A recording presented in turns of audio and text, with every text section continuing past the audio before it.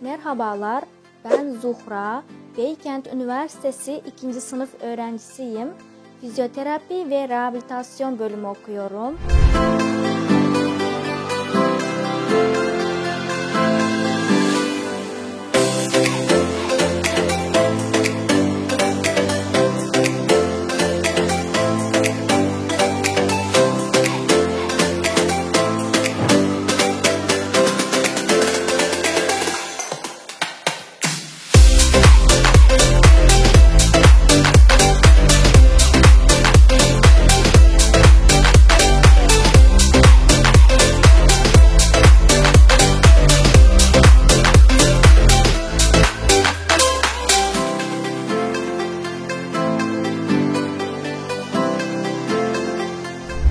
Murat sayesinde Beykent Üniversitesi öğrencisi oldum.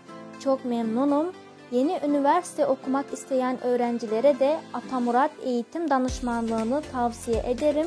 Sadece atestat ile %50 indirimle istediğiniz bölümü seçip eğitim alabilirsiniz. Şimdiden herkese başarılar dilerim. Hoşça kalın.